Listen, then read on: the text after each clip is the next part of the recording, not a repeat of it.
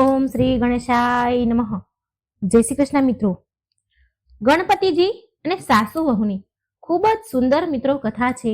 વિઘ્નહર્તા દેવની મિત્રો વાર્તા જરૂર સાંભળજો. તમારા માટે સુંદર સુંદર કથાઓ હું લઈને આવું છું. મને આશા છે કે તમને મારી વાર્તાઓ જરૂર પસંદ આવતી હશે. મને કમેન્ટ બોક્સમાં એકવાર જરૂર જણાવજો કે મારી વાર્તા તમને કેવી લાગે છે, અને વિડીયો સારો લાગે તો લાઈક અને શેર કરજો. ચેનલને સબસ્ક્રાઇબ કરવાનું ભૂલશો નહીં. હે ભગવાન શ્રી ગણેશ વિઘ્નહર્તા દેવ, જે કોઈ આ કથા સાંભળે, સંભળાવે, વાંચે, હોંકારો ભરે, તેના પર તમારી કૃપા દ્રષ્ટિ સદાય વરસાવજો. તેમના સર્વ વિઘ્ન સંકટ દૂર કરી સુખ સંપત્તિ પ્રદાન કરજો. એવી પ્રાર્થના સાથે ભગવાન ગણેશ તમારી વાર્તા કહેવા જઈ રહી છું. જય શ્રી ગણેશ. બહુ સમય પહેલાની વાત છે. એક નાનું એવું ગામ હતું. એ ગામમાં ડોશીમાં એના દીકરા અને વહુ તેના પુત્ર સાથે રહેતા હતા. પુત્ર અને પૌત્ર સાથે રહેતા હતા. ડોશીમાં ગણેશજીની બહુ મોટા ભક્ત હતા. ગણેશજીના ભક્ત હતા અને ગણપતિજી માં બહુ આસ્થા હતી ડોશીમાને. ડોશીમાં રોજ સવારે નાહી ધોઈને ગણેશજીની પૂજા પાઠ કરે, આરતી કરે અને કલાકો સુધી ભગવાન ગણેશની પૂજા કરે. પૂરો દિવસમાં મોટા ભાગનો સમય ભગવાનની પૂજામાં વિતાવે. પણ ડોશીમાની જે વહુ હતી ને, તે ગણેશજીની પૂજા કરવાનું એને બિલકુલ પસંદ ન હતું. એની સાસુમાં ડોશીમાને પૂજા કરે ગણપતિજીની, એને ગમે નહીં. ડોશીમાનો દીકરો જ્યારે કામ પર જાય સવારે ઘરેથી, તો એ સાંજે જ પાછો આવે. પણ દીકરાના ગયા પછી વહુ ડોશીમા સાથે ઝઘડો કરે અને કહે કે તમે કામ ન કરવું પડે એટલે ગણપતિજીની પૂજા પાઠ કરવામાં લાગ્યા રહો છો. મારા છોકરાનું, તમારા પૌત્રનું કઈ ધ્યાન પણ નથી રાખતા. હું બધું જ ઘરનું કામ પણ કરું છું અને બાળકોની સંભાળ પણ રાખું છું, પણ તમે તો કઈ જ નથી કરતા. મને તમારું આ રોજનું પૂજા પાઠ કરવાનું પસંદ નથી. ડોશીમાં રોજના ઝઘડાથી બિચારા કંટાળી ગયા. રોજનું થઈ ગયું હતું આ. હવે આમ દીકરો કામ પર જાય અને આમ વહુ ચાલુ કરે ઝઘડો કરવાનું. ડોશીમાં થાકી ગયા. હવે ડોશીમાં બહુ દુઃખી રહેવા લાગ્યા. એ ભગવાનના શ્રી ગણેશના પરમ ભક્ત હતા. પૂજા કરવાનું કેવી રીતે છોડી દે? એક દિવસ ડોશીમાએ તેના મનની વાત તેના પાડોશનને બોલાવીને કહી. ડોશીમાની બહેનપણી હતી. એની પાડોશન જે હતી એ ડોશીમાની સહેલી હતી. ડોશીમાને કહે છે, અરે બહેન, આ તો ઘરની કહાની છે. ડોશીમા બધી વાત એની સહેલીને કરે તો એ ડોશીમાની સહેલી એને ખૂબ જ શાંતત્વ આપે, એને શાંત કરે અને કહે કે બહેન, આ તો ઘરની વાર્તા છે. બધા ઘરે ચૂલા હોય છે અને જ્યાં 4 વાસણ હોય છે ને, એ તો ખખડવાના જ છે. તમે એક કામ કરો, મારી વાત માની લો કે તમારે રોજ જમવાનું લઈને, રોટલી પાણી લઈને મંદિરે લઈને જતું રહેવાનું અને ત્યાં બેસી રહેવાનું. પૂરો સમય પૂજા પાઠમાં તમારે વિતાવ્યા કરવાનું. તમને પૂજા પસંદ છે એટલે ત્યાં બેસીને ભગવાનની પૂજા પાઠ કરવાના. અને જ્યારે ભૂખ લાગે ને તો ચબૂતરા પર બેસીને રોટલી ખાઈ લેવાની અને તરસ લાગે તો પાણી પી લેવાનું. પૂરો દિવસ વીતી જાય પછી સાંજે ઘરે આવી જવાનું અને દીકરા વહુને કહી દેજો કે ગામમાં ભજન કીર્તન ચાલી રહ્યા છે ને, તો હું કીર્તનમાં ગઈ હતી. ડોશીમાને એની સહેલીની વાત ખૂબ સાચી લાગી. સાંજે જ્યારે ડોશીમાનો દીકરો જ્યારે ઘરે આવ્યો તો ડોશીમાએ તેના દીકરાને કહ્યું કે બેટા, હું કાલથી ગામમાં ભજન કીર્તન થવાના છે ને, જે ગામની બહાર મંદિર છે ને ત્યાં, તો હું કીર્તનમાં જઈશ. ડોશીમાનો દીકરો બોલ્યો, હા માં, કીર્તનમાં જાઓ તમ તારે. ઉપરથી સારું ભગવાનની ભક્તિમાં તમે લીન રહેશો. હવે ડોશીમા રોજ એવું જ કરવા લાગ્યા. જમવાનું લીધું, પાણી લીધું સાથે અને કીર્તનનું નામ દઈને ગણેશજીના મંદિરમાં ચાલ્યા જતા. હવે તો ડોશીમાં ગામની બહાર મંદિરના ચબૂતરા પર બેસીને ખૂબ ભગવાન ગણેશની પૂજામાં મન લગાવતા. ભૂખ લાગે તો રોટલી ખાઈ લે, તરસ લાગે તો પાણી પી લે અને થોડો ઘણો થાક લાગે તો ચબૂતરા ઉપર સૂઈ જતા. આમ સાંજ પડી જાય તો ડોશીમાં ઘરે આવી જતા. એટલે ડોશીમાનો દીકરો કહેતો, માં, કીર્તનમાં જઈને આવી ગયા? ડોશીમા બહુ ખુશ થઈને બોલે છે, હા બેટા, મન ખુશ થઈ ગયું આજે. મને કીર્તનમાં બહુ સારું લાગે છે. એટલે દીકરો બોલ્યો, જેવું તમને સારું લાગે એવું તમે રોજ કરજો. રોજ કીર્તનમાં જજો. હવે ડોસીમાં રોજ નાહી ધોઈને જમવાનું લઈને મંદિરમાં ચાલ્યા જાય અને શાંતિથી ત્યાં બેસીને પૂજા કરે, ચબૂતરા પર બેસીને ખાઈ લે, જમી લે અને સૂઈ જતા. ચબૂતરા પર ત્યાં સૂઈ જાય. પણ વહુ તો બહુ ઝેરીલી હતી, બહુ કઠણ સ્વભાવની હતી. તેની સાસુથી એ બહુ બળતી હતી. તેને સાસુ ગમતી ન હતી. એ શું કરે રોજ ખબર છે મિત્રો? જ્યારે સાસુ ઘરેથી ચાલી જાય ને મંદિરે ચાલી જાય તો પાછળથી એના પિયરિયાને બોલાવી, તેમના ભાઈ ભાભી બહેન કે ભાભીઓને બોલાવી અને તેના માટે પૂરી ખીર પકવાન બનાવતી, સારું સારું બનાવીને ખવડાવે અને સાંજ થતા પહેલા તેના પિયર વાળાને તેના ઘરેથી મોકલી દેતી હતી. જ્યાં સુધી એનો દીકરો અને એના ડોસીમાં ઘરે આવે એ પહેલા એના પિયરિયાને મોકલી દે. આવી રીતે ધીરે ધીરે સમય વીતવા લાગ્યો. એક દિવસ ડોસીમાં જલ્દી ઉઠી ગયા, નાહી ધોઈને મંદિર જવાની તૈયારી કરી રહ્યા હતા. તો ડોસીમાએ તેની વહુ પાસે જમવાનું માંગ્યું તો વહુએ ગુસ્સો કરીને જે રોટલી ઠંડી પડી હતી, આગલા દિવસની વાસી રોટલીઓ પડી હતી, એ ડોસીમાને પોટલીમાં બાંધી દીધી અને એક ડુંગળી એટલે કે એક કાંદો દીધો. ડોસીમાં રોટલી અને ડુંગળી લઈને ગણેશજીના મંદિરે ચાલ્યા ગયા અને મંદિરમાં જઈને બોલ્યા કે હે ગણેશજી, મારી વહુને સદબુદ્ધિ આપો, મારો દીકરો અને પૌત્ર બહુ પ્રગતિ કરે, નવનિધિ અષ્ટસિદ્ધિ નવનિધિ આપો, તેના જીવનમાં કોઈ દુઃખ ન આવે, હંમેશા ખુશ રહે, મારા દીકરાનું ઘર હંમેશા ધન ધાન્યથી ભરેલું રહે, મારા દીકરાના ઘરે ક્યારેય કોઈ દુઃખ ન આવે, આપત્તિ ન આવે.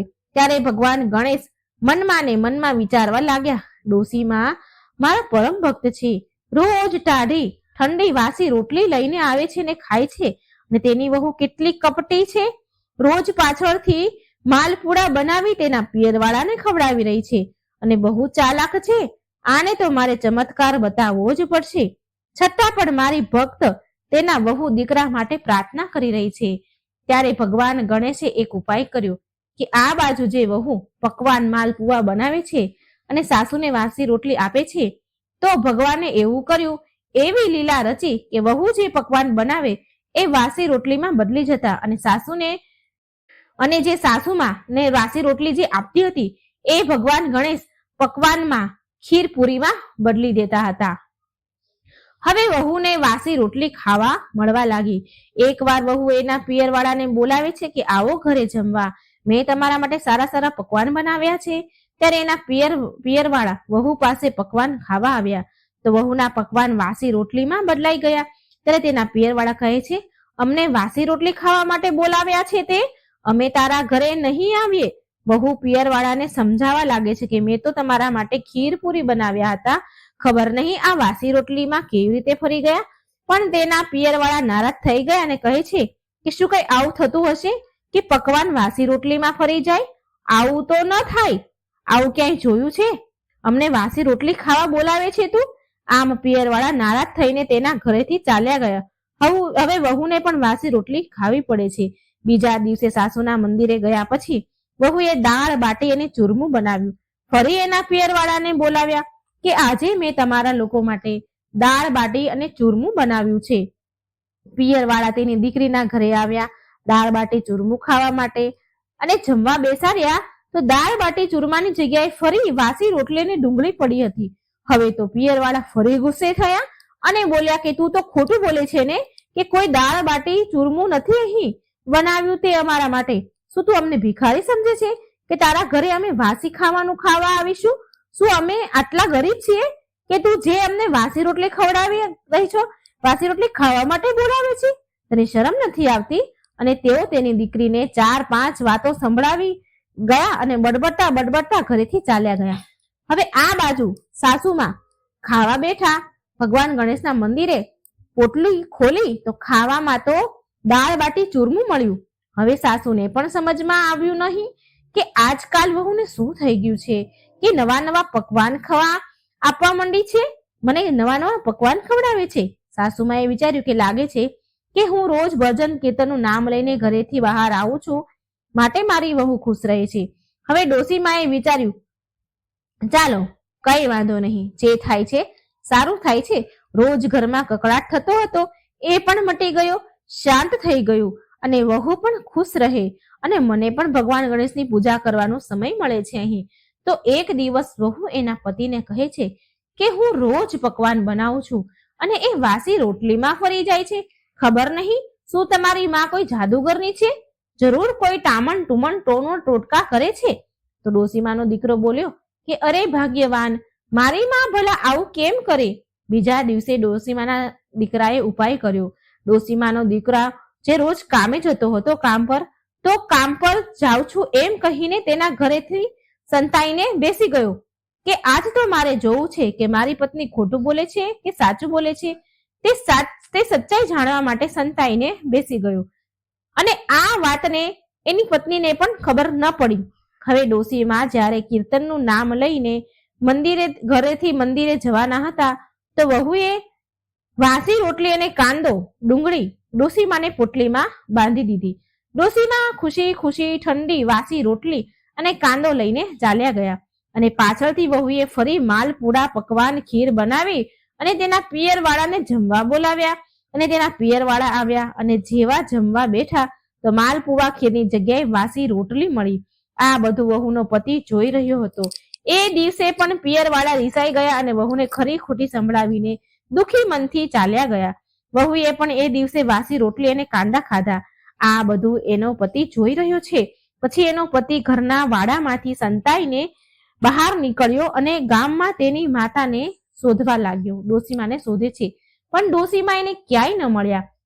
ત્યારે ડોસીમાનો દીકરો તેની માને બેનપણી જે હતી એને ખબર હતી એના ઘરે ગયો પાડોશમાં અને તેને પૂછ્યું કે કાકી, મારી માં ઘરેથી કીર્તનનું નામ લઈને જાય છે પણ ગામમાં તો ક્યાંય કીર્તન થઈ નથી રહ્યા. કાકી, શું તમને ખબર છે કે મારી માં ક્યાં જાય છે? ત્યારે ડોસીમાની બહેનપણી બોલી. ડોસીમાને બહેનપણી કહે છે કે બેટા, તારી માં મંદિરે જાય છે. બેટા, તારી પત્ની તારા કામ પર ગયા પછી તારી માં સાથે બહુ ખોટો વ્યવહાર કરે છે, લડાઈ ઝઘડા કરે છે, તેને વાસી રોટલી ખાવા આપે છે. માટે એ હવે રોજ ગણેશજીના મંદિરે જાય છે, ત્યાં પૂજા પાઠ કરે છે, કેમ કે તારી વહુ તો એને પૂજા પાઠ કરવા દેતી નથી. ડોસીમાની સખીએ બધી સચ્ચાઈ તેના દીકરાને બતાવી દીધી. ડોસીમાનો દીકરો ગણેશજીના મંદિરમાં પહોંચ્યો તો તેને જોયું કે તેની માં જમવા બેસી રહી છે. જ્યારે તેની માએ ખાવાની પોટલી ખોલી તો એમાં માલપુવાને ખીર નીકળી. જોકે તેના દીકરાએ સંતાઈને જોયું હતું એની આંખે કે તેની પત્નીએ તેને વાસી રોટલી અને કાંદો પોટલીમાં બાંધી દીધા છે. દીકરો તો આશ્ચર્ય પામ્યો કે મારી પત્ની તો સાચું કહેતી હતી, મારી માં સાચું જ જાદુગરની છે. એ જ માલપુવા અને ખીર વાસી રોટલીમાં બદલે છે અને વાસી રોટલી માલપુવામાં બદલે છે. ડોસીમાં નો દીકરો બધું જોઈને ગભરાઈ ગયો. હવે કૈલાસમાં બેઠેલા ભગવાન ગણેશ આ જોઈને વિચારવા લાગ્યા કે દીકરો તો એની માને જ ખોટી સમજી રહ્યો છે. જો એ મારી ભક્તને ખોટી સમજશે તો મારી ભક્તિ પર કોણ વિશ્વાસ કરશે? ત્યારે ગણેશજી ત્યાં પ્રગટ થયા અને ડોસીમાએ ગણપતિજીના પગ પકડી લીધા અને પાછળ ઉભેલા ડોસીમાનો દીકરો આ બધું જ જોઈ રહ્યો છે. ગણપતિજી કહે છે, હે ડોસીમા, હું તમારી પૂજા પાઠ ભક્તિથી અતિ પ્રસન્ન છું. તમે કોઈ વરદાન માંગી લો તમારા માટે. તો ડોસીમા બોલ્યા, હે ગણપતિજી ભગવાન, મરતા પહેલા તમે મને દર્શન આપી દીધા ને, એ જ મારા માટે બધું જ છે. હવે મારે જીવનમાં શું જોઈએ? અને જો તમે મને કંઈક આપવા જ માંગો છો તો મારી વહુને સદબુદ્ધિ આપો, મારા પુત્ર પૌત્ર ખૂબ જ પ્રગતિ કરે, મારું ઘર અન્નધનથી હંમેશા ભર્યું રહે, મારા ઘરમાં દુઃખ કલેશ ક્યારેય ન ફરકે પ્રવેશે, બસ આ આશીર્વાદ આપો. ગણપતિજી ડોસીમાને કહે છે કે હે ડોસીમા, તમે તમારા માટે તો કંઈ માંગ્યું જ નહીં, તમારા માટે તો કંઈક માંગો. તમે તો અત્યાર સુધી તમારા દીકરા વહુ માટે જ માંગ્યું છે, માંગતા આવ્યા છો. તો ડોસીમા બોલે છે, દીકરા વહુ માટે માંગી લીધું, એ જ બહુ છે મારા માટે, હું મારા માટે ભલા શું માંગુ? એટલે ગણપતિજી બોલ્યા કે ડોસીમા, તમે તો બહુ ભોળા છો. તમારી વહુ રોજ તમને વાસી રોટલી અને ડુંગળી ખાવા આપે છે અને તમારી પાછળ પકવાન બનાવીને તેના પિયરવાળાને ખવડાવે છે અને પોતે ખાય છે. અને તમારો દીકરો તેની વહુના કહેવાથી તમને જાદુગરની સમજે છે, પણ હું તમારી વહુના બનાવેલા પકવાનને ભોજનને વાસી રોટલીમાં હું જ બદલું છું અને તમને પકવાન હું જ ખવડાવું છું. ડોસીમા ગણપતિજીને કહે છે કે હે ગણેશજી, મારી વહુ મારા માટે ભલે કંઈ પણ બોલે, કંઈ પણ વિચારે સમજે, પણ મારો દીકરો એવો નથી પ્રભુ. મારો દીકરો બહુ ભોળો છે, બહુ ભલો છે, મને બહુ સન્માન માન આપે છે, મારી ખૂબ સેવા કરે છે. તો ગણપતિજી બોલ્યા, અચ્છા ડોસીમાં એવું છે તો પાછળ ફરીને જુઓ જરા. તમારો દીકરો ઝાડ પાછળ સંતાઈને આપણી વાતો સાંભળી રહ્યો છે. ડોસીમાએ પાછું ફરીને જોયું તો એનો દીકરો ઝાડ પાછળ સંતાઈને ઉભેલો હતો. નજર નીચી કરીને હાથ જોડીને ઊભો રહી ગયો અને ભાગીને આવ્યો ગણેશજીના ચરણોમાં પડી ગયો અને માફી માંગવા લાગ્યો. ગણપતિજી ડોસીમાના દીકરાને કહે છે કે અરે મૂર્ખ, માફી માંગવી છે તો તારી માની માંગ. જેણે તને પાલી પોષીને મોટો કર્યો છે, દુઃખ વેઠીને મોટો કર્યો છે, અને તું આજે તારી માને જ જાદુગરની સમજે છે. તારી પત્ની પાપી છે, જે તારી માને વાસી રોટલી ખાવા આપે છે, અને પત્નીની વાતમાં આવીને તારી મા પર શક કરે છે. તું ડોસી માનો દીકરો માના ચરણોમાં પડી ગયો અને ગણપતિજી તો અંતર ધ્યાન થઈ ગયા. આશીર્વાદ આપીને દીકરો ડોસી માની માફી માંગવા લાગ્યો કે માં મને માફ કરી દે, મારાથી બહુ જ મોટી ભૂલ થઈ ગઈ. ડોસીમાએ તેના દીકરાને ઊભો કર્યો અને ગળે લગાડ્યો. હવે ડોસીમાનો દીકરો તેની માને લઈને ઘરે આવ્યો અને તેની પત્નીને મારવા લાગ્યો, પણ તેની માએ એટલે કે ડોસીમાએ તેને રોકી લીધો અને કહે છે કે વહુ તો ઘરની લક્ષ્મી છે બેટા. ડોસીમાની વહુને પણ સમજાઈ ગયું હતું કે વહુ દીકરો હવે પણ ડોસીમાની સાથે ગણપતિજીની પૂજા કરવા લાગે છે, અને વહુ પણ માની ગઈ હતી. એને વિશ્વાસ થઈ ગયો હતો કે તેની સાસુમાં કેટલા સારા છે, તેની ભક્તિ કેટલી સાચી છે. પૂજા પાઠ કરવાથી કોઈ જાદુગર નથી બનતું. જે પૂજા પાઠ કરે છે એના ઉપર તો સાક્ષાત ભગવાનની કૃપા થાય છે. હવે વહુને તેની ભૂલનો પછતાવો થયો કે તેની ભોળી સાસુ સાથે કેવો ખોટો વ્યવહાર કર્યો તેણે. કહેવાય છે ને કે ભૂલ કરનારને જો પછતાવો થાય ને તો તેને ભગવાન માફ કરી દે છે. સાચા મનથી બસ પછતાવો થવો જોઈએ. હવે વહુ તેની સાસુની ખૂબ સેવા કરવા લાગી. વહુ દીકરો તેની માની બધી ઈચ્છા પૂરી કરવા લાગ્યા. તેને તીર્થયાત્રા કરાવવા લાગ્યા, પૂજા પાઠ કરવા માટે સહાય કરવા લાગ્યા. સાસુ વહુ સાથે મળીને હવે ગણેશજીની પૂજા કરવા લાગ્યા. હવે બુધવાર અને ગણેશ ચોથના દિવસે વ્રત ઉપવાસ અને પૂજા પાઠ ગણપતિજીના કરવા લાગ્યા પરિવાર મળીને, જેનાથી ગણેશજીની કૃપા થઈ. તેનું ઘર ધન ધાન્યથી ભરાઈ ગયું. ડોશીમાં આ જીવન સુખ ભોગવીને ભગવાન ગણેશજીના ધામમાં ગયા. અંતે મોક્ષ પ્રદાન થયો. મિત્રો, જે રીતે ગણપતિજીએ ડોશીમાની ઈચ્છા પૂરી કરી એવી જ આ કથા જે કહેનાર, સાંભળનાર, હોંકારો ભરનાર બધા ઉપર ગણેશજી કૃપા બનાવી રાખજો. તેમની બધી મનોકામના પૂરી કરજો. મિત્રો, જો તમને વાર્તા સારી લાગે વિઘ્નહર્તા દેવની તો વિડીયોને લાઈક કરજો, શેર કરજો અને ચેનલને સબસ્ક્રાઇબ કરવાનું ભૂલશો નહીં. ગણપતિજી અને એક કંજૂસ સ્ત્રીની આ વાર્તા છે. ઓમ શ્રી ગણેશાય નમઃ. શ્રીચંદ નામનો એક વ્યક્તિ ભગવાન ગણેશનો બહુ મોટો ભક્ત હતો. તે ભગવાન ગણેશના બુધવારનું વ્રત રાખે. તો એક દિવસ રાતે સૂઈ રહ્યા હતા ત્યારે ભગવાન ગણેશ તેના સપનામાં આવ્યા અને કહે છે કે ભક્ત શ્રીચંદ, તું મારા બુધવારના વ્રત અને પૂજા સાચા હૃદયથી કરે છે તો મારી એવી ઈચ્છા છે કે હવે આવતા બુધવારના દિવસે એક બાળકને જમવા માટે આમંત્રિત કરજે અને તેને પ્રેમથી ભોજન કરાવજે. આમ કરીશ એટલે તારા ઘરમાં સુખ, સમૃદ્ધિ અને શાંતિનો વાસ થશે. આમ કહીને ભગવાન અંતર્ધ્યાન થઈ ગયા. બીજા દિવસે સવારે શ્રીચંદ ઉઠ્યો ત્યારે આ સપનાની વાત તેની પત્ની નિર્મલાને કહી. શ્રીચંદની પત્ની નિર્મલા સ્વભાવથી બહુ કંજૂસ હતી. ક્યારે પણ કોઈને દાન પુણ્ય કરતી નહીં. એટલે નિર્મલા કહે છે શ્રીચંદને કહે છે કે શ્રીચંદને અરે તમે પણ શું સપનાઓમાં વિશ્વાસ કરો છો? આમ બાળકોને જમાડવાથી જો સુખ સમૃદ્ધિ આવે તો આપણા ભળ્યા ભંડાર હોત ને. જો તમે કહો છો એ પ્રમાણે જો દાન પુણ્યનું કાર્ય કરતા રહીશું તો જે થોડું ઘણું ઘરમાં છે ને એ પણ લૂંટાઈ જશે. આ સાંભળી શ્રીચંદ બોલ્યા, નિર્મલા, એક જ બુધવારની તો વાત છે. એક બાળકને જ તો જમાડવાના છે. એક થાળી જો કોઈને જમાડી પણ દઈશું તો તારું શું બગડી જશે? એટલે નિર્મલા બોલી, ઠીક છે, બુધવાર તો આવવા દો, ત્યારે જોયું જશે.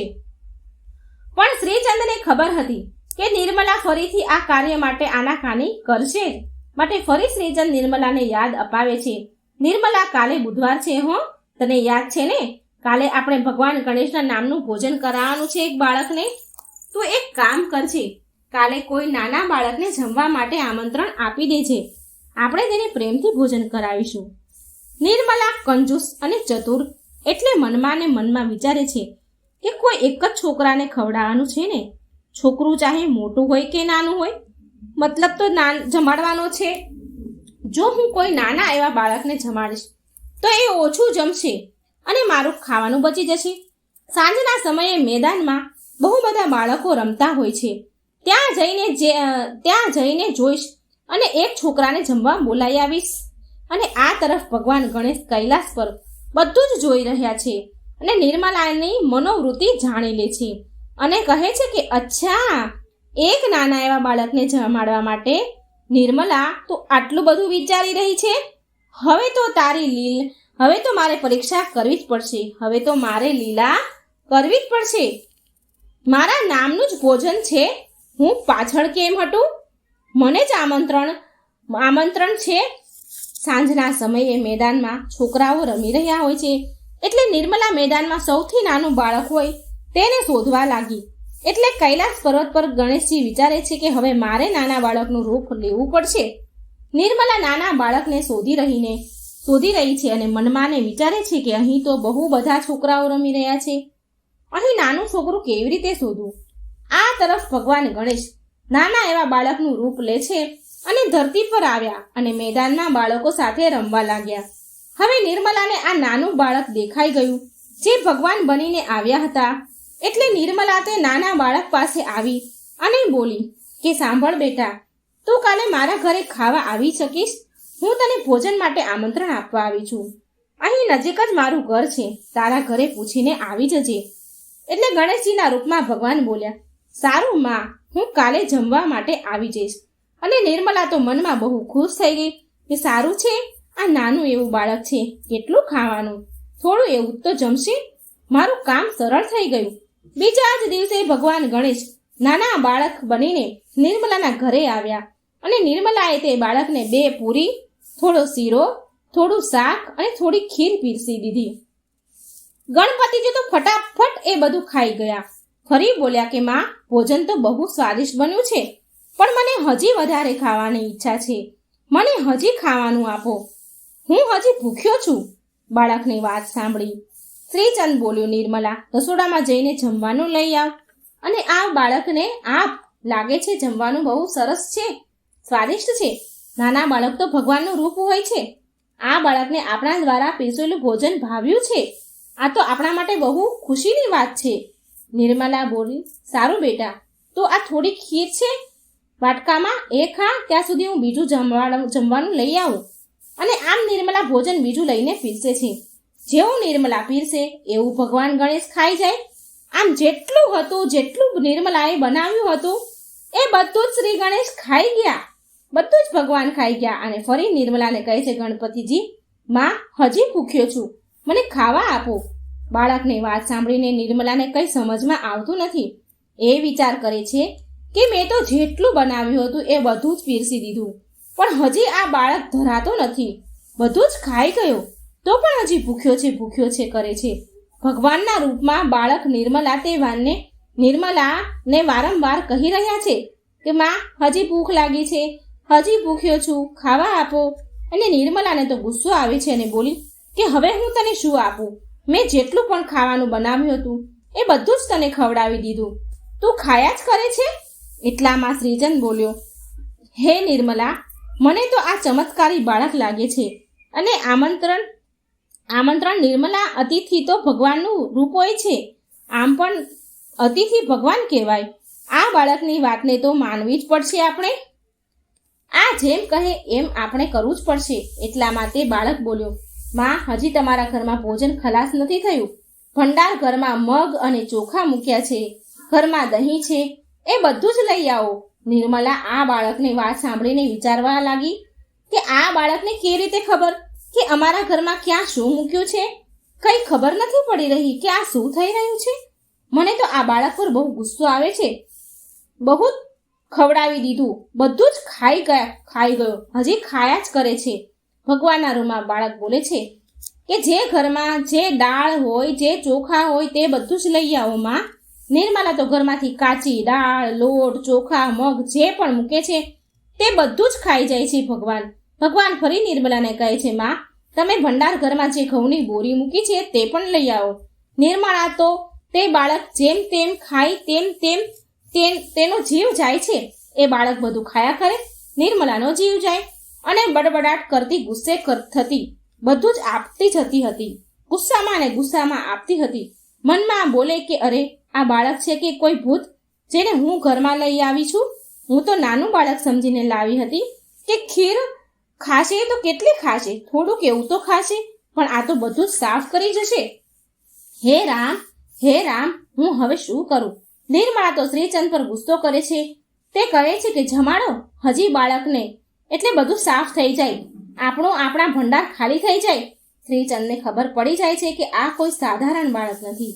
શ્રીચંદ હાથ જોડીને ભગવાનને પ્રાર્થના કરે છે અને બોલે છે કે પ્રભુ, હું તમને ઓળખી ગયો છું કે તમે આ નાના બાળકના રૂપમાં નિર્મલાને સંદેશ આપવા માંગો છો. પણ નિર્મલા હકીકતમાં ગભરાઈ ગઈ. પ્રભુ, તમે અમને માફ કરો, ક્ષમા કરો. નિર્મલા તો રડવા જ લાગી. જ્યારે નિર્મલા ઘરમાંથી બધું જ ખવડાવી દે છે અને કશું જ પણ નથી રહેતું, અન્નનો દાણો પણ નથી રહેતો, ત્યારે ભગવાન શ્રી ગણેશ પ્રગટ થયા. ભગવાનને જોઈને શ્રીચંદ હાથ જોડીને પગે લાગે છે અને નિર્મલા પણ બાળકથી ભગવાન થયા એટલે એ પગે લાગે છે. આ જોઈને એ ચોંકી ગઈ. બાળકમાંથી શ્રી ગણેશ ભગવાનનું સ્વરૂપ થયું. એ આશ્ચર્ય પામી. ભગવાન ગણેશ નિર્મલાને કહે છે કે માં, ભોજન જમાડવામાં કેમ કંજૂસી કરો છો? તમારે તો માત્ર એક બાળકને જમાડવાનો હતો અને એમાં પણ તમે સૌથી નાનું બાળક હોય તેને જમાડવાનું વિચાર્યું, જેથી તે વધારે ન જમે. બસ આ માટે મેં બાળકના રૂપમાં તમને શિક્ષા આપી. ક્યારેય પણ કોઈ અતિથિને ભોજન માટે આમંત્રણ આપો, સાચા હૃદયથી, કોઈ કપટ વગર ભોજન પીરસો અને જમાડો. પ્રેમપૂર્વક દાન પૂન કરવાથી ઘરમાં સુખ સમૃદ્ધિ, ધન વૈભવ, અન્નના ભંડાર ભર્યા રહે છે. ભગવાનની વાત સાંભળી નિર્મલા માફી માંગવા લાગી. પ્રભુ, મને ક્ષમા કરી દો. હું ક્યારે પણ કંજૂસી નહીં કરું. સદાય ઈચ્છા શક્તિ પ્રમાણે દાન પુણ્ય કરીશ અને અતિથિ મહેમાનોને જમાડવામાં ક્યારેય કંજૂસી નહીં કરું. પછી ભગવાન ગણેશ શ્રીચંદ અને નિર્મલાને આશીર્વાદ આપે છે. જેટલું પણ ભગવાને ખાધું હતું એના 4 ગણું પાછું કરીને આપે છે. રસોડામાં મૂકી દીધું અને ભગવાન ગણેશ જતા સમયે નિર્મલાના ઘરની જમીન પર એક લાત મારી. એનાથી એક સુંદર મહેલ બની ગયો. શ્રીચંદને તેની ભક્તિનું ફળ મળી ગયું અને નિર્મલાને શીખ મળી ગઈ. તો મિત્રો, આ હતી સરસ મજાની શ્રી ગણેશ ભગવાનની વાર્તા. જો તમને વાર્તા સારી લાગે તો લાઈક કરજો, શેર કરજો અને આ ચેનલને સબસ્ક્રાઈબ જરૂર કરજો. તો આજે આપણે સાંભળીશું ભગવાન ગણેશે તોડ્યો કુબેરજીનો અભિમાન, એમનો ઘમંડ ચૂર ચૂર કર્યો. સરસ મજાની વાર્તા છે મિત્રો, પૂરા ધ્યાનથી મનથી સાંભળજો. એકદંત ભગવંત ગણપતિ નમો નમઃ, વક્રતુંડ ગણરાય ગણપતિ નમો નમઃ, સુપકર્ણ ગજકર્ણ ગણપતિ નમો નમઃ, ભાલચંદ્ર લંબોદર ગણપતિ નમો નમઃ. ઓમ નમઃ શિવાય. બોલો ગૌરી પુત્ર ગણેશની જય. ભગવાન શિવની જય. ભગવાન ગણેશે તોડ્યો કુબેરજીનો ઘમંડ. આ વાર્તા છે ભગવાન બાળ ગણેશ અને કુબેર દેવની. કુબેર ધનના દેવતા છે, જેને ધન સંપત્તિની કોઈ અછત ન હતી, પણ એમને એક દિવસ ધન સંપત્તિનું અભિમાન થઈ ગયું. આ ધન સંપત્તિનો પરિચય આપવા માટે કૈલાસ પર આવ્યા અને કુબેરજી ભગવાન બોલ્યા, હે ભોળાનાથ, હું તમારી પાસે એક વિનંતી લઈને આવ્યો છું. કૃપા કરી તમે મારા આલીશાન મહેલમાં પધારો અને ભોજન ગ્રહણ કરો. હું તમને ભોજનનું આમંત્રણ આપવા આવ્યો છું. મહાદેવ, હે મા પાર્વતી, પ્રભુ તમે અને માતા પાર્વતી બંને મારા મહેલમાં પધારો અને ભોજન ગ્રહણ કરો. આવી મારી ઈચ્છા છે. આટલી મારી ઈચ્છા પૂરી કરી દો ભગવાન. પ્રભુ શંકર ભગવાન કુબેરના મનની વાત જાણી ગયા. ભગવાન ભોળાનાથ જાણે છે કે કુબેર જમવાનું આમંત્રણ આપીને પોતાની ધન સંપત્તિનો પરિચય આપવા માંગે છે. માટે શંકર ભગવાન કુબેરજીને કહે છે, કુબેરજી, અમે તમારા આમંત્રણનો સ્વીકાર કરીએ છીએ, પરંતુ આ બધા જ ભક્તગણો, આખી ધરતી જેના પર હું કૈલાસ પરથી ધ્યાન રાખું છું, તે બધા સજીવો, આ આખી સૃષ્ટિ મારી છે અને હું આ કૈલાસ પર્વત છોડીને નથી જઈ શકતો. હું તમારા નિમંત્રણનો સ્વીકાર કરું છું, પરંતુ હું કૈલાસ પર્વત છોડીને નહીં આવી શકું. કુબેરજી બોલ્યા, મા પાર્વતી, તમે તો આવી શકો છો ને? કૃપા કરી માતા, મારા ભોજનના આમંત્રણનો સ્વીકાર કરો. પાર્વતીજી બોલ્યા, અમે તમારું અને તમારા આમંત્રણનો આદર કરીએ છીએ કુબેરજી, પરંતુ જ્યાં ભગવાન શિવ ન હોય, મારા સ્વામી ના જાય, ત્યાં હું પણ ન જઈ શકું. જે એમનું કાર્ય છે એ જ કાર્ય મારું પણ છે, માટે અમે કૈલાસ છોડીને ક્યાંય નથી જઈ શકતા. તો કુબેર ભગવાન બોલ્યા, તો શું આ સમસ્યાનું કોઈ સમાધાન નથી? હું તમને ભોજનનું આમંત્રણ આપવા આવ્યો છું. પ્રભુ, મારી આ જ ઈચ્છા છે કે તમે મારા મહેલમાં આવીને ભોજન સ્વીકાર કરો. કાંઈક તો કરો પ્રભુ. થોડી વાર વિચાર્યા બાદ શિવજી કહે છે, કુબેરજી, તમે આટલા દૂરથી આમંત્રણ આપવા મને આવ્યા છો, તો અમે તમને નિરાશ તો નહીં કરીએ. અમે તમારું આમંત્રણ સ્વીકાર કરીએ છીએ. પાર્વતી અને હું તો નહીં આવી શકીએ, પણ તમે મારા પુત્ર બાળ ગણેશને અને મૃષકરાજને સાથે લઈને જાઓ. ગણેશ તમારા ઘરે ભોજન કરશે. કુબેરજી બોલ્યા, ખૂબ ખૂબ આભાર પ્રભુ. તમે મારા મહેલમાં આવવા માટે બાળ ગણેશને મોકલી રહ્યા છો. તમે મારું આમંત્રણ સ્વીકારીને કૃપા કરી છે પ્રભુ. હું તમારો આભારી રહીશ. શિવજીએ તથાસ્તુ કહ્યું. કુબેરજી તેમના રથમાં ગણેશજી અને મૃષકરાજને બેસાડે છે અને પોતાના મહેલમાં લઈ જાય છે. અને મહેલમાં પહોંચતા જ મૂષકરાજ કહે છે કે, હે ગણેશજી, આ મહેલ તો કેટલો બધો મોટો છે અને કેટલો સુંદર છે. જુઓ, અહીં તો સોનાની ઈંટો પણ લાગેલી છે. કુબેરજી બહુ મોટા માણસ છે, ધનવાન છે, ધનના દેવતા જો છે. ગણેશજી કહે છે, હે મૂષકરાજ, મને આ બધી વસ્તુ ઉપર જરા પણ મોહ નથી, આકર્ષણ નથી. આપણે તો અહીં પેટ ભરીને ખાવા માટે આવ્યા છીએ. કુબેરજીએ આપણને આમંત્રણ આપ્યું છે, ચાલો આપણે ખાવા માટે જઈએ. કુબેરજી બોલ્યા, ગણેશજી, તમે અહીં નહીં બેસો. મેં તો તમારા માટે બેસવા માટે સોનાનું સિંહાસન બનાવ્યું છે. આ સોનાના સિંહાસન પર બેસીને તમે ખાવાનું ખાઓ. ગણેશજી બોલ્યા, અરે વાહ કુબેરજી, વાહ કુબેર મહારાજ, આ તો બહુ સારી વાત છે. જેવી તમારી ઈચ્છા, મને તો બસ ખાવાનું જોઈએ છે. થોડી વારમાં કુબેરજીના સેવકો બહુ બધું ખાવાનું લઈને આવ્યા. કુબેરજી બોલ્યા, લો ગણેશજી, આ સ્વાદિષ્ટ લાડુ ખાઓ. મને ખબર છે કે તમને લાડુ ખૂબ જ ભાવે છે. ગણેશજીએ એક જ સાથે એક ઝટકામાં બધા જ લાડુ પૂરા કરી દીધા. બધા જ લાડુ ખાઈ ગયા. આવી જ રીતે દાળ ભાત, બધા શાક, પૂરી, જે પણ બનાવ્યું હતું એ બધું જ ખાઈ ગયા. પણ છતાંય ગણેશજીની ભૂખ મળતી નથી. કુબેરજી હસીને બોલ્યા કે, હજી તમારે શું જોઈએ છે બાળ ગણેશ? બોલો, શું ખાવા માંગો છો? અમારે ત્યાં ખાવાની જરાય અછત નથી.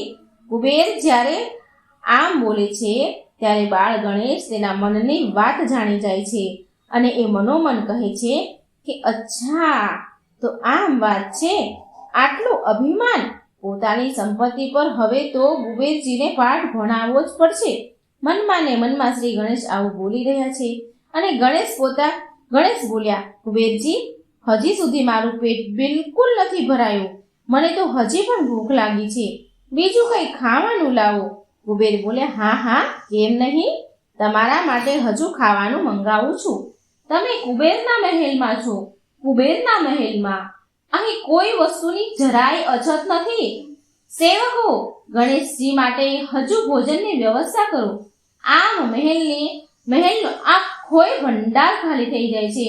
બધું જ અનાજ ખાલી થઈ જાય છે. બધા સાથીઓ, રસોઈયાઓ, સેવકો પરસેવેથી રેબઝેબ થઈ જાય છે. જમવાનું બનાવીને કંટાળી જાય છે.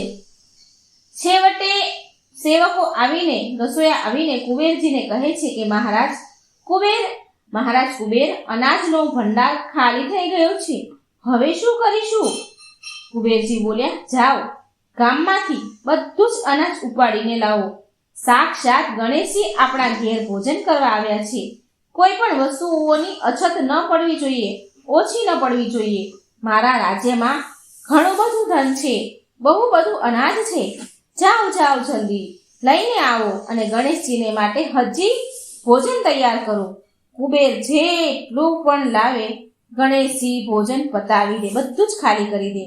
છતાંય ગણેશજીની ભૂખ શાંત ન થઈ. ગણેશજી બોલે, કુબેર મહારાજ, જલ્દી ખાવાનું લાવો, જલ્દી ખાવાનું લાવો. મને બહુ જોરમાં ભૂખ લાગી છે, નહીં તો હું અહીંયાની બધી જ વસ્તુઓ ખાઈ જઈશ. જોત જોતામાં તો ગણેશજીએ ત્યાંના બધા જ સિંહાસનો, ખુરશીઓ, મહેલની નાની મોટી વસ્તુઓ, વાસણો બધું જ ગળી જાય છે. છતાંય એમની ભૂખ શાંત નથી થતી. છેવટે આખો મહેલ ખાલી થઈ જાય છે. હરેક વસ્તુ મહેલની શ્રી ગણેશ ગળી જાય છે અને કુબેરજીને કહે છે, મારી ભૂખ તો શાંત જ નથી થતી. કુબેરજી, જો તમે મારી ભૂખ સમાવી નહીં શકો તો હું તમને પણ ખાઈ જઈશ. જલ્દીથી કંઈ ખાવાનું મંગાવો, નહીં તો હું તમને ખાઈ જઈશ. કુબેરજી તો હેરાન પરેશાન થઈ ગયા, ચિંતામાં પડ્યા. અરે ભગવાન, આ શું થઈ રહ્યું છે? ગણેશની ભૂખ તો શાંત નથી થતી. લાગે છે કે મારાથી કોઈ ભૂલ થઈ ગઈ લાગે છે. આનો ઉપાય તો સાક્ષાત શંકર ભગવાન જ બતાવી શકે છે. ગણેશજી, પછી કુબેરજી કહે છે, ગણેશજી, હું હમણાં જ આવું છું. તમારા માટે કંઈ ખાવાનું લાવું, ખાવાનું લઈ આવું છું. તમે શાંત થઈ જાઓ, તમે ક્રોધે ન થશો, તમે શાંત થઈ જાઓ ગણેશજી. કુબેરજી તેનો રથ કાઢ્યો અને સીધા કૈલાસ પર્વત પર પહોંચ્યા અને ભગવાન શિવને કહે છે, હે ભગવાન, મારાથી કઈ ભૂલ થઈ ગઈ છે? મને ખાવાની ધમકી આપે છે ગણેશજી, અને જો મેં એને ખાવા નહીં આપ્યું તો હું એને ખાઈશ, એ મને ખાઈ જશે એવું મને કહી રહ્યા છે ગણેશજી. મેં તો આખો એ ભંડાર ખાલી કરી દીધો છે. આખા મહેલમાં જે પણ વસ્તુ હતી એ બધું ખાલી કરી દીધું છે અને હજી પણ ગણેશજીની ભૂખ શમી નથી રહી, શાંત નથી થતી. પ્રભુ શિવજી, મને બચાવી લો, નહીં તો ગણેશજી મને ખાઈ જશે. શિવજી બોલ્યા, કુબેરજી, તમે તો ધનના દેવતા છો, પણ મેં તમારા મનની વાત જાણી લીધી હતી. તમે તમારી સંપત્તિનો દેખાડો કરવા મને આમંત્રણ આપવા આવ્યા હતા. અમે બાળ ગણેશને મોકલી આપ્યા અને એનો જ દંડ અત્યારે તમને મળી રહ્યો છે. તમને તમારી સંપત્તિનું અભિમાન થઈ ગયું હતું અને ઘમંડમાં ચૂર થઈ ગયા હતા. હવે જો તમારી બધી સંપત્તિને દાવ પર લાવી દેશો ને તો પણ દાવ પર મૂકી દેશો ને તો પણ ગણેશજીની ભૂખ તમે શાંત નહીં કરી શકો. આ તો થઈને જ રહેવાનું હતું. કુબેરજી, તમને ઘમંડ જો થયો તો? કુબેરજી બોલ્યા, હે માં પાર્વતી, તમે તો કંઈક કરો, કંઈક ઉપાય બતાવો. માં, મારાથી બહુ મોટી ભૂલ થઈ ગઈ છે. આ તો અનર્થ થઈ ગયું છે. મેં અભિમાનમાં ડૂબીને મારું અભિમાન મને ખાઈ જશે, આવી મને ખબર ન હતી. મહાદેવ, મારાથી ભૂલ થઈ ગઈ છે. હું ક્યારેય જીવનમાં આવું નહીં કરું.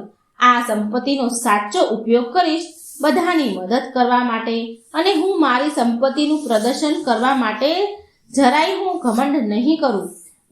મારી સંપત્તિને હું સારી જગ્યાએ વાપરીશ. તમને આમંત્રણ આપવા માટે, હું મારું સંપત્તિનું પ્રદર્શન કરવા માટે જ હું તમને આમંત્રણ આપવા માટે આવ્યો હતો. મને માફ કરો મહાદેવ. હે મા પાર્વતી, મને બચાવી લો. મા પાર્વતી કુબેરજીને એક વાટકી ભાત બનાવીને આપે છે અને કહે છે કે તમે આ જઈને ગણેશજીને આપી દો. કુબેરજી બોલ્યા, પણ માતા, શું આ એક વાટકી ભાતથી ગણેશજીની ભૂખ શમી જશે? કુબેરજી બોલે છે. મા પાર્વતી બોલ્યા, કુબેરજી, હા, જેમ અમે કહ્યું છે તમે તેવું જ કરશો. માતા પાર્વતીએ બનાવેલા એક વાટકી ભાત લઈને કુબેરજી પાછા મહેલમાં આવ્યા અને ગણેશજીના હાથમાં એ એક વાટકી ભાત આપી દીધા અને એ ભાત ખાતા જ બાળ ગણેશ બોલ્યા, અરે, આ તો બહુ સ્વાદિષ્ટ છે. મારું તો પેટ જ ભરાઈ ગયું, હું ધરાઈ ગયો. હવે મને બીજું કંઈ નથી જોઈતું.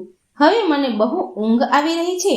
આટલા બધા પકવાનો ખાધા, પણ આ ભાત જેવો સ્વાદ તો કશામાંય ન હતો.